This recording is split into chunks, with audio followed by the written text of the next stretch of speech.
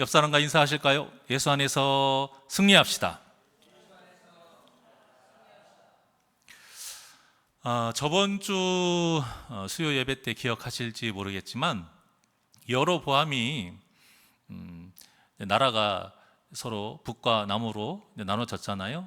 그래서 여로보암이 남유다의 성전이 있다 보니까 최소한 1년에 3번은 또 그곳에 제사를 드리러 가야 하는 일 때문에 백성들이 나중에 마음이 풀어져서 르호보암에 대한 그 생각까지도 좋아지지 않을까. 그저 예배만 드리고 오면 되는데 그 제사를 드리고 왔다 갔다 하면서 지금 르호보암에 대한 실망했던 마음이 풀어지지 않을까. 그래서 왕의 정통성을 따져가지고 지금은 나를 왕으로 삼지만 나중에 다윗의 후계자인 그 아들의 아들인 르호보암을 또 다시 왕으로 섬기지 않을까. 자, 이런 불안한 마음에 어떻게 했습니까? 베델과 단에 제단을 세우고 금송아지를 만들어서는 이가 누구다? 하나님이다. 이런 헛된 제사를 드려요. 그러니 레위인들이 그 제사에 동참하겠습니까? 그래서 여로보암이 레위인이 아닌 일반 사람들을 제사장으로 세워서 우상 숭배를 하게 되는 것이죠. 물론 그들은 우상 숭배라고 생각하지 않아요. 이게 위험한 겁니다. 우리가 타락하는 건 다른 것이 아니에요. 내가 봤을 때에 나는 성경적이고 나는 하나님의 뜻대로 신앙생활하고 있다, 예배하고 있다 라고 생각하는데 하나님은 전혀 그렇게 생각하지 않는다라는 거예요. 우리가 교회를 이뤄갈 때 정말 그걸 조심해야 돼요. 내 스타일에 맞는 교회를 여러분 세우면 안 됩니다. 여러분들이 세상에 지금 보이는 교회가 얼마나 많아요. 어떤 분들은요, 이 교회 인테리어 갖고도 마음에 안 들어서 왜 그 교회처럼 안 하냐고 해요. 이게 다른 말로 말하면 무슨 뜻이에요? 그 교회는 교회다운 교회고 우리 교회는 교회답지 못하다라는 거예요. 맞고 틀리고가 돼버리는 거예요. 성경이 기준이 아니라 자기 눈에 예배 순서는 왜 이렇게 해야 되느냐? 왜 예배 시간은 또 이렇게 해야 되느냐? 1년에 예배 또 교회 스케줄을 왜 이렇게 짜야 되느냐? 별의별 걸로 다 해요. 선교단은 왜 해야 되느냐? 심지어는 드럼이 있어야 된다, 없어야 된다. 옛날에 그걸로 굉장히 말이 많았습니다. 처음에 우리나라에서 외국도 그랬지만 예배가 이제 활성화되고 나아갈 때에 피아노 있는 것만으로도 문제가 많았었어요. 이것이 다 자기들은 거룩하고 자기들 생각이 맞다라고 하는 거예요. 자, 그러면 어떤 목사님이 그렇게 말해요. 우리가 성도님들의 입맛에 맞게 목회를 하려고 하잖아? 그러면 최소한 담임 목사가 10명은 있어야 돼. 왜 그런 말 했을까요? 어떤 성도님은 이런 목사님, 어떤 성도님은 이런 목사님, 어떤 성도님은 이런 스타일, 어떤 성도님은 저런 스타일. 그러니까 거기에 맞는 스타일의 목사님들이 돌아가면서 설교를 해야 그나마 만족하지. 안 그러면 다 비판의 대상이라는 거예요. 다 남의 떡이 좋아 보이고 남의 교회가 옳은 것 같고 남의 목사님이 제대로 된 것 같고 이렇게 된다라는 것입니다. 그러니까 사람이 사람의 눈으로 보게 되면 절대 좋을 수가 없다라는 거예요. 오늘 본문에 이 북이스라엘의 가장 큰 문제는 무엇이냐? 하나님의 뜻을 배제한 거예요. 자기들의 입맛에 맞게 한 거예요. 자, 이것은 무슨 짓이다? 죄송한 말씀이지만 이런 거는 정확하게 말해야 돼요. 죽을 짓이다. 왜 죽을 짓이다 라고 제가 말씀을 드리냐면 하나님이 하나님의 사람을 보냈잖아요. 왜 보냈을까요? 살리려고. 이대로 그냥 가만두면 이들이 다 죽어요. 살리려고 하나님의 사람을 보낸 거예요. 세상 사람들이 교회를 비난합니다. 요즘은 비난받지 않는 교회가 더 위험할 때도 있어요. 세상 사람들에게 욕먹을 짓을 하면 안 되지만 또 반대로 세상 사람들이 무조건 옳다고 인정하는 것만도 좋은 것은 아닌 거예요. 오늘 본문에 보면 이 하나님의 사람이 하나님의 말씀을 가지고 유다에서 베델로 왔어요. 그리고 전했어요. 자, 그런데 오늘 본문에 보니까 1절 한번 보세요. 자, 1절, 2절 한번 볼까요? 2절 시작. 하나님의 사람이 어디를 향하여? 제단을 향하여 어떻게 했어요? 여호와의 말씀으로 외쳐 이르되 아멘. 우리가 보통 말씀을 누구한테 전해요? 사람한테 전하잖아요. 귀가 있으니까, 영혼이 있으니까. 자, 그런데 하나님의 사람이 지금 어디를 향해서 전했다라고 해요? 제단을 향했대요. 쉽게 이야기하면 하나님의 사람이 오늘날이 와서 우리 교회를 향해서 막 뭐라고 하는 거예요. 뭐라고 했어요? 제단아, 제단아, 여호와께서 이와 같이 말씀하시기를. 하반절 다 같이 합니다. 시작. 다윗의 집에 요시아라 이름하는 아들을 낳으리니 그가 내 이름에 분향하는 산당 제사장을 내 위에서 제물로 바칠 것이요 또 사람의 뼈를 내 위에서 사르리라 하셨느니라 하고 아멘. 이 말은 인신 제사를 드리겠다, 인신 제사를 드려야 된다, 그런 뜻이 아니고요. 이들이 지금 산당 제사장들이 다 누구예요? 가짜예요, 가짜. 하나님의 율법에 의하면 레위 자손들이 해야 돼요. 아론의 자손들이 제사장이 되어야 되고. 그런데 다 지금 여로보암은 하나님의 말씀을 하나도 지금 따르지 않아요. 자기 입맛에 맞고 자기 마음대로 할 이 세상 사람들을 제사장으로 세워요. 하나님이 이건 다 거짓이라 이거예요. 그들을 다 제물로 바칠 것이다. 너희들이 얼마나 헛된 것을 하고 있는지 내가 보이리라. 그리고 이 예언이 300년 후에 요시아 때에 이루어집니다. 자, 그렇다면 하나님의 사람이 왜 제단을 향해 말했을까요?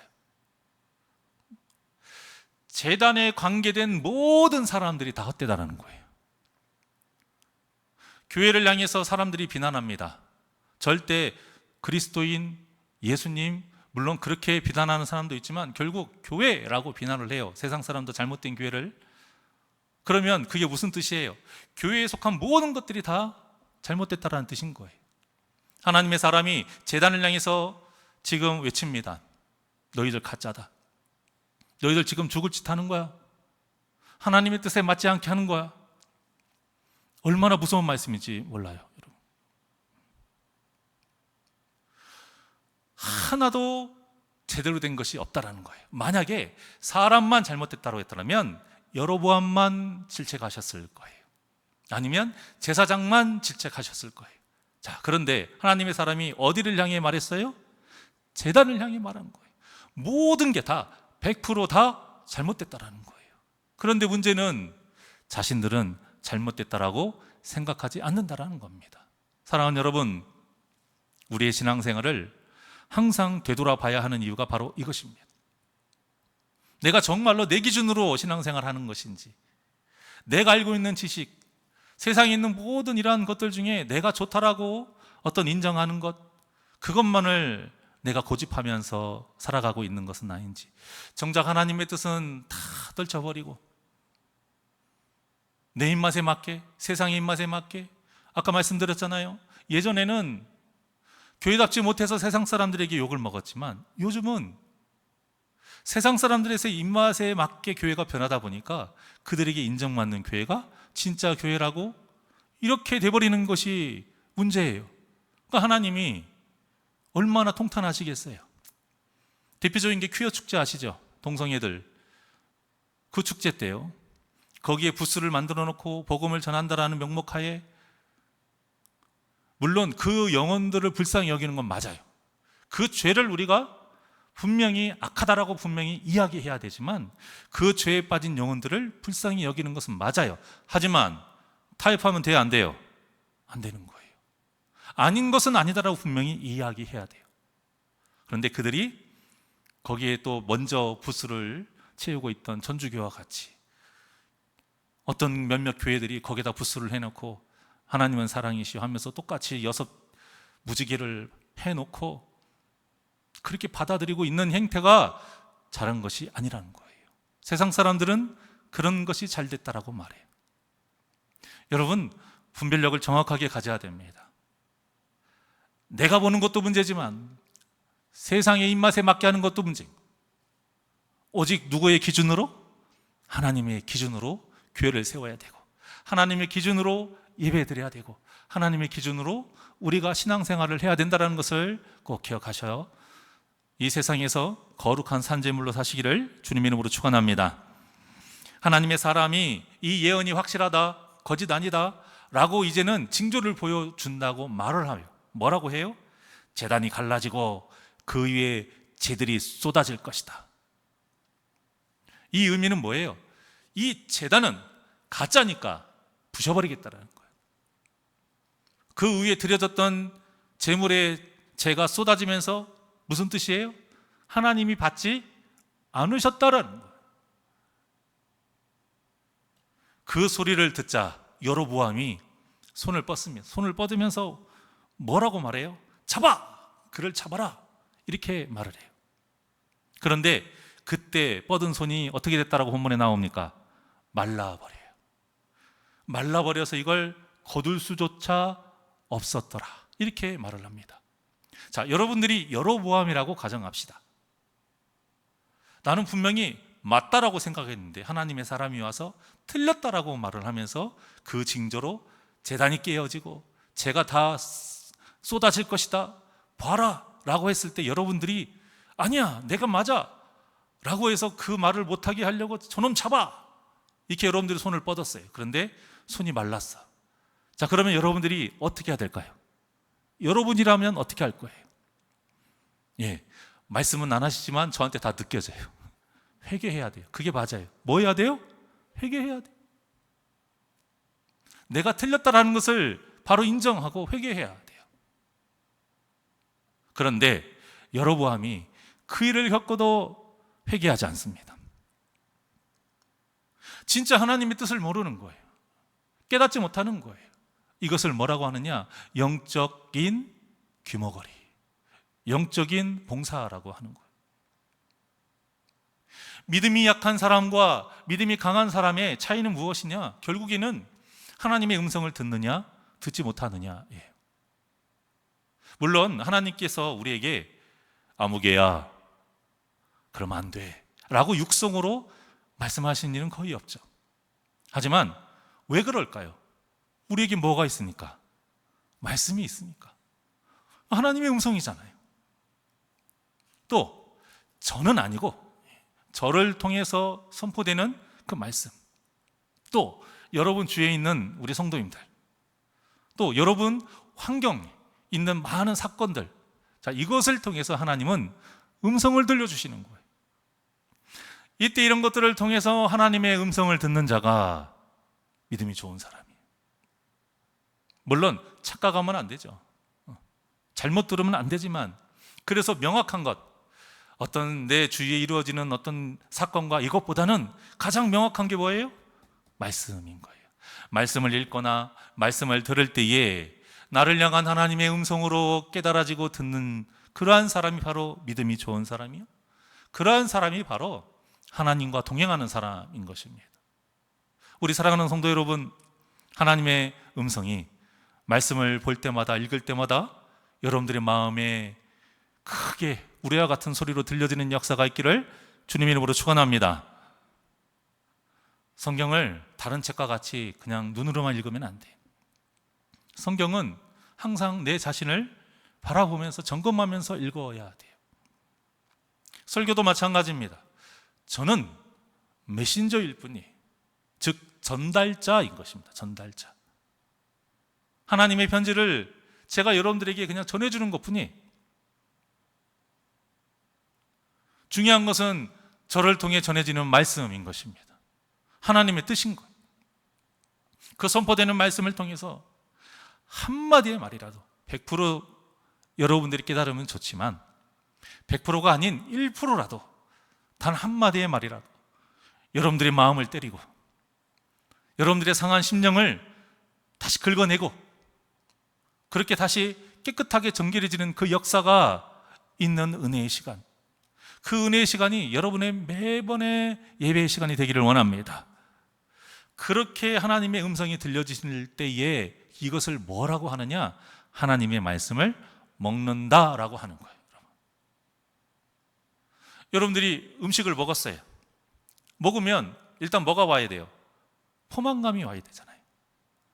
포만감이 오면 그로 인해 그 다음에 뭐가 있어야 돼요? 에너지가 나와야죠. 자, 그런데 먹자마자 포만감도 없고 그냥 다 쏟아. 아무 쓸모 없잖아요. 얼마만큼 많이 먹었느냐가 중요한 게 아니라 내 먹은 것이 제대로 소화가 돼서 힘이 되느냐, 이게 중요한 거 아닙니까?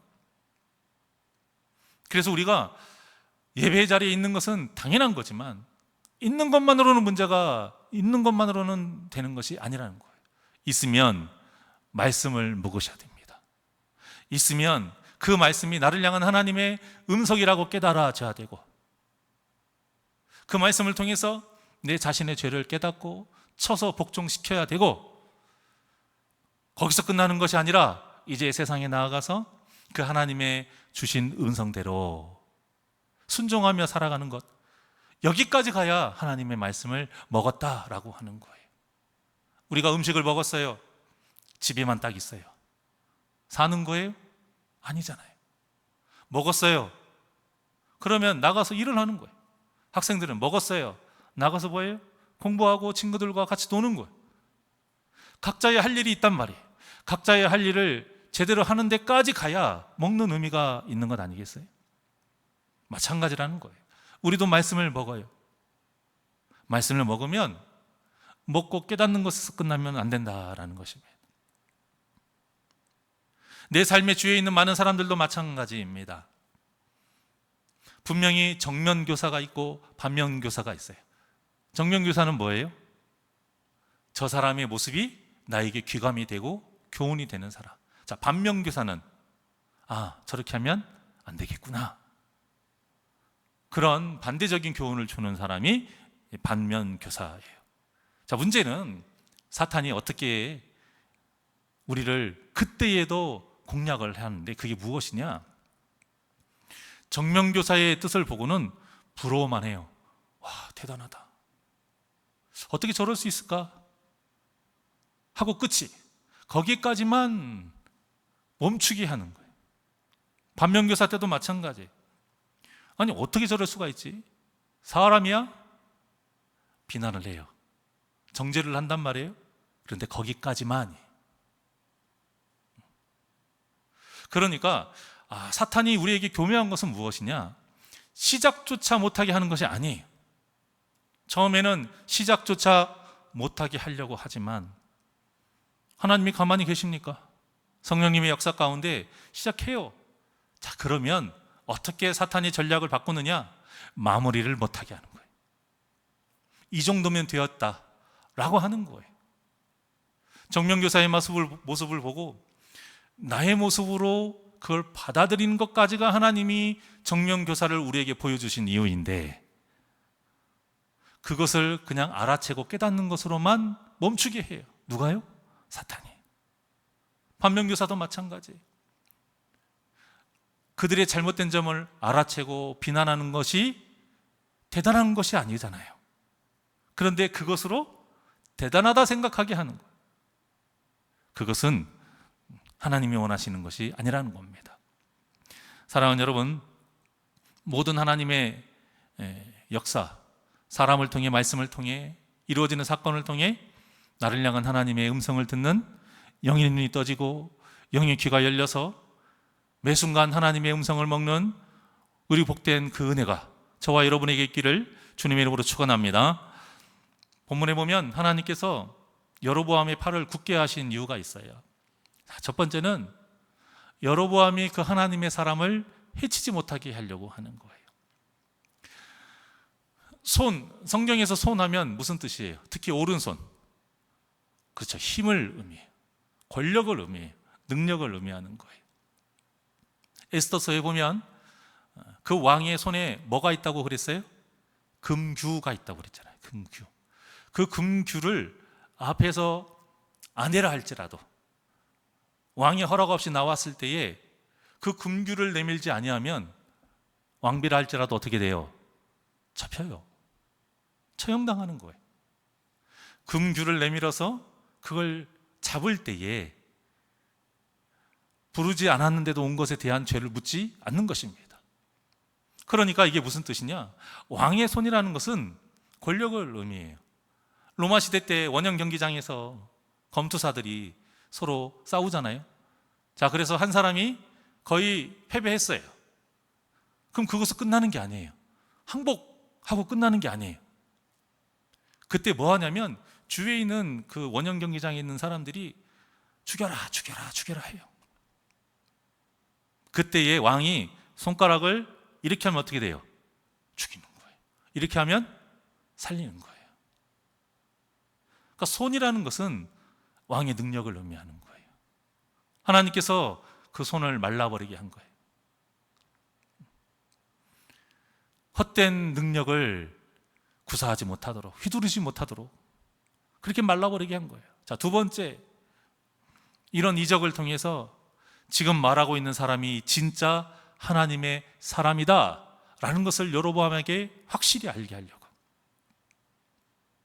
왜? 사람은 의심이 많잖아요. 사람은 끝까지 다 믿지를 못해요. 믿는 척 어느 정도 믿을 수는 있지만 끝까지 100% 믿지는 못해요. 특히 자신의 뜻과 반대되는 사람, 사기꾼에게는 잘 속아요. 왜 그럴까요? 사기꾼은 나에게 좋은 것으로 꼬드기기 때문에. 그런데 하나님의 사람은 뭐예요? 지금 내가 틀렸다라고 하잖아요. 내가 이뤄놓은 그 모든 재단과 그 죄를 다 허물어 버리고 흐트러 버린다고 하잖아요. 안 믿는 거예요. 진짜 나에게 유익한 그 사람을 안 믿는 거예요.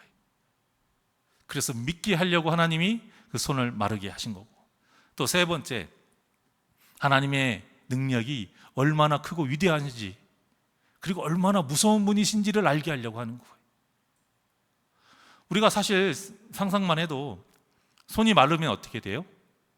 얼마나 무섭겠어요, 여러분. 하고 많은 기적도 많은데 하필이면 내 손을 마르게 하면. 그런데 우리가 잘 살펴봐야 될 건 이겁니다. 하나님께서 왜 굳이 이렇게까지 하셨을까? 하나님의 입장에서는 이게 진짜 귀찮은 일이에요, 여러분. 분명히 하나님은 법을 세워 놓으셨어요. 율법. 자, 이 기준에서 어기면 말씀의 근거에서 그냥 형벌을 내리면 돼요. 순종하면 말씀의 근거에서 상을 주시면 돼요. 얼마나 편합니까?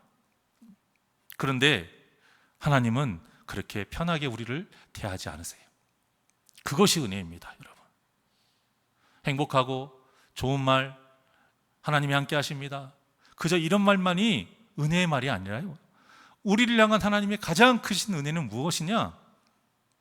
하나님이 이렇게 번거롭게 우리를 대하신다라는 거예요. 우리를 번거롭게 대하신다는 게 무슨 뜻이에요? 어떻게든 살리려고. 자녀들이 여러분들의 말을 안 들어요. 분명히 이렇게 하면 혼난다고 분명히 말을 했어요. 자, 자녀들이 말은 안 들 때마다 혼을 냅니까? 매를 들어요? 안 하잖아요. 일단 뭐세요? 카운트. 셋일 때까지 하지 마. 하나, 둘, 셋. 왜 그렇게 합니까? 번거롭잖아요. 이미 나는 그게 한 말이 있어요. 경고를 이미 몇 번이고 했어요. 그러면 어겼으면 그에 따른 우리가 그냥 체벌을 하면 돼요. 그런데 부모의 마음은 그런 게 아니잖아요. 하나님이 우리를 바라보시는 마음이 그렇다라는 거예요.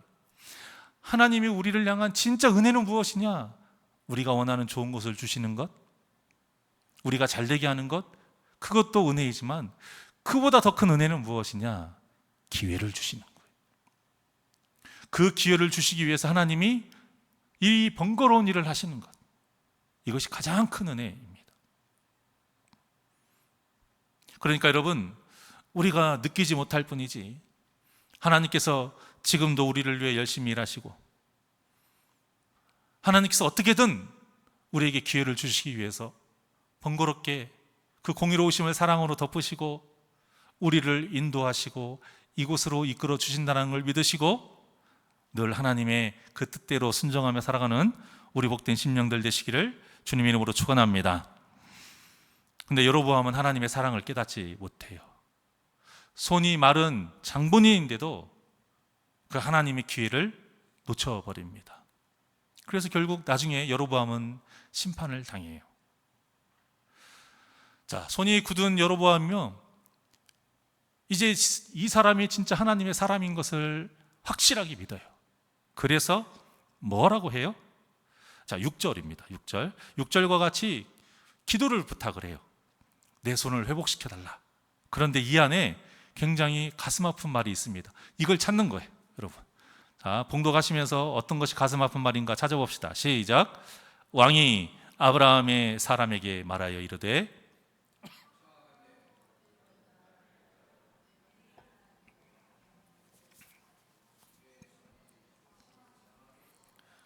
하나님의 사람이 여호와께 은혜를 구하니 왕의 손이 다시 성하도록 전과 같이 되니라. 아멘. 화면은 상반절을 띄워주시고, 자, 여기에서 정말 가슴 아픈 대목이 무엇인지 찾으셨어요? 어떤 거예요? 그렇죠. 내 하나님 여호와께. 하나님이 지금 누구의 하나님이라는 거예요? 그 사람의 하나님이라는 거예요. 이게 얼마나 가슴 아픈 말입니까? 이 하나님은 여로보암의 하나님이에요. 그런데 여로보암이 그 하나님을 거부한 거예요. 그러니까 지금 여로보암이 자신의 하나님이 아닐 정도로 하나님과의 관계가 좋지 못하다라는 거예요. 여러분, 성도에게 이것만큼 불행한 일은 없는 것입니다. 부부가 한 집에 살아요. 가장 불편하고 불행한 일이 무엇입니까? 남편이 남의 편이 되는 거예요. 내 편이 아니라 남편이 남의 편이 돼요. 아내가 내 이웃집 여자만도 못하게 돼버리는 거예요. 이것만큼 불행한 결혼 생활이 어디 있습니까? 마찬가지로 성도가 예배를 드려요. 근데 하나님을 향해서 나의 하나님이라고 고백을 하지 못한다면 이것만큼 불행한 일이 어디 있어요? 하나님이 거부한 게 아니에요. 하나님은 어떻게든 그 영혼을 살리려고 이 번거롭게 하나님의 사랑까지 보내고 손이 마르도록 기적까지 베푸셨어요. 우리의 예배가 이럴 때일 수 있다라는 거예요, 여러분. 와야 되니까 왔고 습관처럼 왔고 그냥 왔을 수 있으나 선포되는 말씀이 여러분들의 마음이 불편할 수 있어요. 정말 듣기 싫은 말인데 들릴 수도 있어요. 이게 무엇이냐? 여러분들의 손이 마른 거예요. 하지만 그렇게까지 하시는 것은 무슨 뜻이라고 그랬습니까? 살리려고. 하나님께서 번거롭게 하시는 거예요. 우리를 살리려고. 그런데 그 말씀을 들은 우리가 네 하나님, 다른 사람의 하나님, 이런 상황이 될 수 있다는 것입니다. 우리의 예배가. 어떤 말씀에 사람들은 아멘이라고 화답하기도 하고 깨달아서 고개를 끄덕이기도 하고, 이 분위기라는 게 있잖아요. 아, 다른 성도님들이 은혜를 받는구나. 자, 그런데 나는 냉랭해. 나는 아무런 느낌도 없어요. 이게 무엇이냐? 오늘 본문에 여로보암하고 똑같은 거예요, 여러분. 그러면 이게 어떻게 되는 것입니까? 너의 하나님이 되는 거예요. 나의 하나님이 너의 하나님이 되는 거예요. 성도가 예배를 드리는 데에 나의 하나님이라고 고백하지 못할 정도로 하나님과의 관계가 좋지 않다라면, 멀어져 있다라면, 여러분 아무리 예배 때에 좋은 것을 드려도요, 아무리 정성을 다해도요, 그 예배는 죽은 예배예요. 기도할 때도 마찬가지고 우리의 삶을 살아갈 때도 마찬가지라는 것입니다. 성도에게 가장 중요한 것은 무엇이냐? 오늘 본문의 제목처럼 하나님이 나의 하나님이 되는 거예요. 성도에게 가장 불행은 무엇입니까? 나의 하나님이 아닐 때인 거예요. 그렇다면 지금 여러분은 하나님이 여러분의 하나님이 되십니까? 아니면 다른 사람이 하나님이 되십니까? 그렇다면 여러분이 하나님이시라면 하나님과의 여러분과의 거리는 얼마만큼 가까우십니까? 하나님이 우리에게 원하시는 거리가 있어요. 그 거리가 이름에 있거든요. 임마누엘. 자, 임마누엘이 하나님이 우리와 함께 하시다라는 뜻이잖아요. 자, 그런데 이 단어에 그 거리에 해당하는 단어가 있어요. 그 뜻이 무엇이냐? 어깨가 맞닿을 정도로. 어깨가 맞닿을 정도로 하나님은 우리와 가깝기를 원하시는. 그런데 우리가 자꾸 하나님을 밀어요. 여러분들의 기도가 상달되지 않은 것 같습니까? 하나님이 여러분의 기도를 들어주시지 않으시는 것 같아요? 둘 중에 하나예요. 여러분들의 기도가 잘못됐거나, 또 하나는 지금 여러분이 하나님과의 거리가 너무 멀은 거예요. 자, 이런 삶의 가장 큰 문제가 있는데요. 그게 무엇이냐? 마귀가 자기 입맛대로 우리를 요리하기가 딱 좋은 상태라는 것입니다. 하나님과의 거리가 가까워질수록 마귀가 들어올 틈이 없어요. 근데 멀으면 멀수록 틈이 많아요. 그러니 마귀 입맛대로 우리를 좌지우지하는 것이죠. 여로보암의 손이 어쨌든 회복은 됩니다. 그런데 여로보암의 모습이 어때요? 하나님께 감사하는 모습도 없고요, 회개하는 모습도 없어요. 이 모든 일들이 여로보암에게는 다 쓸모없는 일이 되는 거예요. 하나님이 나의 하나님이 되지 아니하면 우리의 예배와 우리의 헌신과 우리의 예물, 하나님을 향한 모든 그 세월이 다 헛것이 된다라는 것입니다. 문제는 이 여로보암이 하나님을 보는 게 아니라, 하나님에게 꽂힌 게 아니라 누구에게 꽂혔어요? 하나님의 사람에게 꽂힌 거예요. 그래서 여로보암이 하나님의 사람에게 뭐라고 해요? 너 가지 마, 내가 선대할게, 좋은 거 줄게. 결국 여로보암은 그 선지자 너머에 계시는 하나님을 보는 것에 실패한 겁니다. 아까도 말씀드린 것처럼 목사는 메신저예요. 우체부 집배원 우리 선생님 같은 그런 역할인 거예요. 진짜 편지를 보내주시는 분은 하나님이신 겁니다. 성도는 선포되는 말씀을 통해 선포하는 목사에게 꽂히면 안 돼요. 그 목사 너머에 계시는 하나님을 볼 수 있어야 됩니다. 이렇게 하나님을 볼 때에 우리의 예배가 성공할 수 있는 거예요. 마찬가지로 삶 속에서 세상에 좋은 것, 좋은 일에만 우리가 만족하며 살면 안 된다는 거예요. 그 너머에 계시는 하나님, 이 좋은 것들을 아낌없이 우리에게 주시는 그 하나님을 볼 수 있어야 그 삶이 헛된 삶이 되지 않을 수 있다는 것입니다. 하나님이 주시는 것만 내 것이 되는 삶, 하지만 그 좋은 것을 주시는 하나님은 나의 하나님이 되지 못하는 삶, 얼마나 불행합니까? 이런 삶이 가장 저주받은 삶인 거예요. 그러니 우리가 어떻게 살아야 되겠습니까? 세상의 좋은 것들 때문에 우리 눈이 가려지면 안 돼요. 내 욕심 때문에 우리의 귀가 닫아져 버리면 안 된다는 거예요.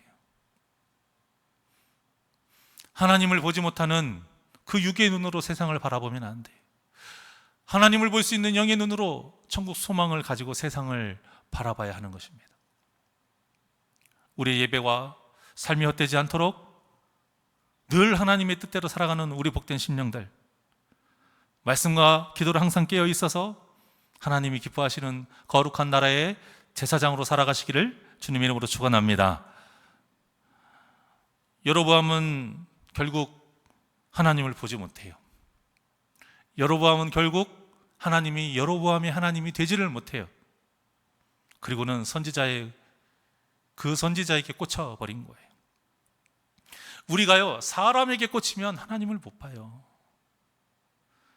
하나님께서 우리에게 주신 그 은혜에만 꽂히면 하나님을 못 봐요. 우리가 이런 때가 얼마나 많이 있습니까? 하나님의 사람을 하나님으로 봐버려요. 하나님이 주신 은혜를 하나님으로 봐버려요. 이 분별력이 없어요. 이렇게 분별력이 없기 때문에 이단에 쉽게 넘어가는 겁니다. 이단은요, 결국 하나님을 하나님으로 보지 못하는 병에 걸린 사람들인 거예요. 사람을 하나님으로 보고 기적을 하나님이 행하신 일로 잘못 보는 병에 걸리기 때문에 이단에 넘어가는 겁니다. 이 말이 무슨 뜻인지 아세요? 우리도 이렇게 잘못 보면서 신앙생활을 하게 되면 언제라도 이단에 넘어갈 수 있다는 뜻입니다. 절대 안전할 수 없다는 거예요. 그러니 나는 이단에 대해서 잘 알고 있고 지식도 잘 알고 있고 교육도 많이 받았다, 그래서 나는 절대 넘어가지 않을 것이다 라고 속단하지 마시고, 하나님이 나의 하나님이 되지 아니하면 다른 것들이 하나님처럼 보이게 되면 언제라도 넘어갈 수 있다는 그 경각심을 항상 가지고 늘 깨어 기도하시기를 주님의 이름으로 축원합니다. 본문에 나오는 하나님의 사람은 여로보암이 선대하는 그 모든 것을 다 완고하게 거절해요. 그러면서 진정한 하나님의 사람인 것을 증명합니다. 하나님의 사람은 굉장히 간단해요. 간단 명료해요. 상대방의 기분을 맞춰주는 것도 아니고요, 예의상 거절하는 말도 하지 않아요. 그냥 하나님의 명령이라고 말하고 하나님의 명령대로만 행합니다. 오던 길로 가지 않아요. 왜 오던 길로 가지 않을까요? 그 오던 길이 따라올 수 있거든요. 예상하지 못하는 길, 그 얼마나 돌아가는 길이겠어요? 얼마나 힘든 길이겠어요? 하나님의 사람이 베델로 왔을 때는 가장 편하고 가장 대중적이고 가장 좋은 길로 온 거예요. 가장 빠른 길. 하지만 하나님이 그 길로 가지 말래요. 왜? 따라올 수 있거든요. 너를 붙잡을 거야. 그래서 아예 여지를 1%도 남기지 않고 오지 않은 길로 간 거예요. 더 멀고 오래 걸리고 험난한 길. 결국 나에게 좋지 못해도 익숙한 것을 버리더라도 하나님의 명령대로 살아가는 것이 진정한 하나님의 사람이요, 우리가 행해야 될 순종이라는 것입니다. 그래서 여러분, 오늘 본문은 끝까지 자기 마음대로 자기 욕심을 채우기 위해서 자기 방법대로 사는 여로보암과 끝까지 모든 유혹을 다 이겨내면서 하나님의 말씀대로만 행했던 이 하나님의 사람을 딱 대조를 시켜요. 그리고 우리에게 물으시는 거예요. 너희는 지금 둘 중에 어떤 사람이냐? 너희는 앞으로 둘 중에 어떤 사람과 같이 살 것이냐? 물으시는 겁니다. 하나님의 사람대로 행하는 것이 여러분들 당연하죠? 쉬울 것 같죠? 아니에요. 저도 목회를 하면서 끊임없이 조심하려고 합니다. 물론 저도 사람이기에 잘한다, 좋다라고 말하면 얼마나 기분 좋아요. 자, 그런데 거기에만 취하게 되면 어떻게 될까요? 내가 하나님보다 앞서 버리는 거예요. 지금 이 하나님의 사람은요, 말 한마디만 그 여로보암에게 말 잘하고 행동 하나만 여로보암의 뜻대로 하잖아요. 평생토록 놀고 먹을 수 있어요. 평생토록 자기가 하고 싶은 대로 살 수도 있어요. 왜? 왕이 지금 선대하잖아요. 그런데 그 유혹을 이긴 거예요. 엄청난 겁니다, 여러분. 우리는 누구한테든지 좋은 말 듣기를 원해요. 우리는 누구한테든지 인정받기를 원하는 그런 연약한 존재예요. 그런데 우리가 진짜 하나님의 사람이라면, 하나님이 나의 하나님이 되신다라면 하나님께 인정받는 선택을 해야 된다는 거예요. 그 선택이 비록 멀리 돌아가는 길이라 할지라도, 그 선택이 비록 내 부귀영화를 포기하는 길이라 할지라도, 그 길이 비록 익숙하지 않고 험난한 길이라 할지라도 하나님의 뜻에 맞다라면 단호하게 그 하나님의 선택을 하는 믿음이 저와 여러분에게 있기를 주님의 이름으로 축원합니다. 이 하나님의 사람이 그저 오늘날 목회자를 의미하는 것이 아니에요. 우리 모두를 의미해요. 베드로가 분명히 말했잖아요. 우리는 거룩한 나라의 제사장인 거예요. 오늘 본문을 통한 하나님의 부름에 모두 하나님의 사랑과 같이 오직 말씀대로 사는 삶을 택하셔서 하나님께 귀하게 쓰임받는 우리 복된 성도님들이 되시기를 주님의 이름으로 축원합니다. 무엇보다 하나님이 나의 하나님이 되지 않으시면 그 어떤 좋은 것, 가치 있는 것 다 무의미하다라는 것을 아시고, 아니 무의미한 정도가 아니라 우리의 인생을 망가뜨리는 독약인 것을 아시고 나의 하나님 여호와와 항상 동행하며 사는 임마누엘의 삶을 사시기를 주님의 이름으로 간절히 축원합니다. 나의 영혼이 하나님께 찬양드리겠습니다.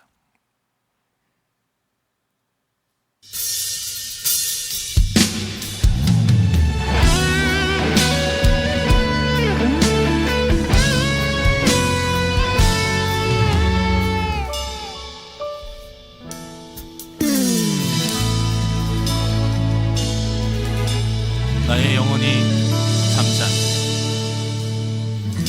나의 영혼이 잠잠히 하나님만 바라며 나의 구원이 그에게서 나는도다. 나의 영혼아, 나의 영혼아 잠잠히 하나님만 바라라. 나의 소망이 저에게서 나는도다.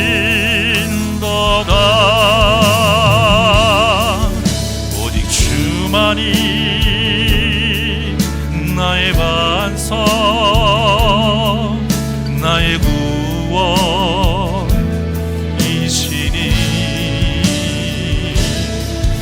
오직 주만이 나의 산성, 내가 요동치 아니하리.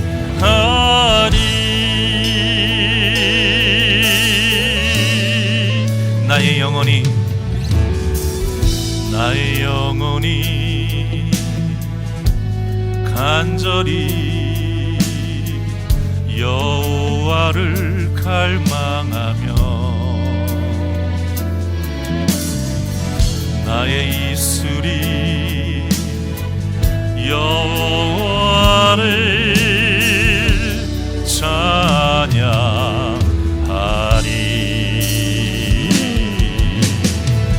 나의 영혼이 즐거이 여호와를 따르리니 나의 평생에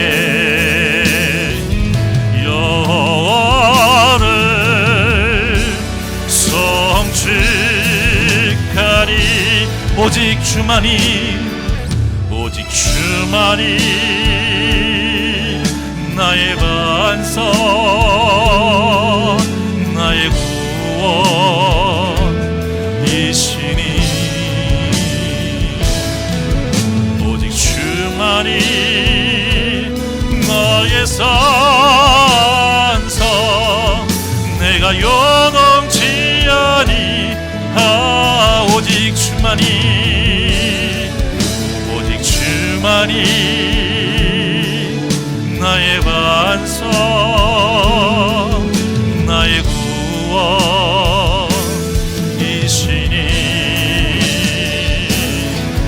오직 주만이 나의 산성, 내가 요동치 아니하. 두 손을 가슴에 얹고 나의 구원, 나의 구원, 나의 영광 오직 하나님께, 하나님께 있으니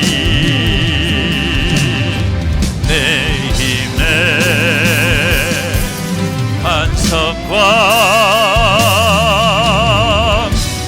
피난처 되시네. 우리 두 손 높이 들고 고백합니다. 오직 주만이, 오직 주만이 나의 반석, 나의 구원이시니.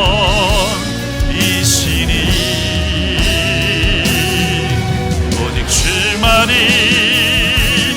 나의 산성, 내가 요동치 아니하다. 오직 주만이, 오직 주만이 나의 반석, 나의 구원이시니. 오직 주만이 나의 산성, 내가 요동치 아니하리.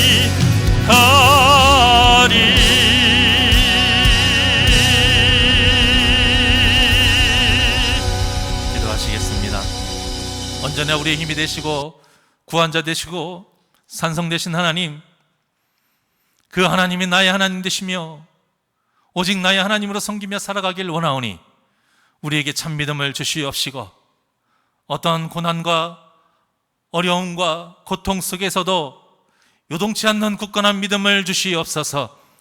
사랑하는 귀한 심령들, 하나님의 말씀을 통해 나를 향한 하나님의 음성으로 왔는 그런 은혜의 예배 시간 되기를 원합니다. 나의 뜻대로 드리는 것이 아니요, 오직 하나님의 뜻대로 드리는 예배, 세상에서도 오직 하나님의 뜻대로 드리며 살아가는 예배자의 삶을 살아가게 하여 주시옵소서. 그러한 삶을 통해 하나님이 기뻐하시는 삶, 그러한 삶을 통해 진정으로 하나님과 동행하는 삶, 그러한 삶을 통해 진정으로 하나님의 백성된 삶을 살아감으로 우리 귀한 새날개 모든 심령들이 이 구원의 여정을 완주하는 그 은혜의 삶을 살아가게 하여 주시옵소서. 감사함이 예수님의 이름으로 기도하옵나이다. 아멘.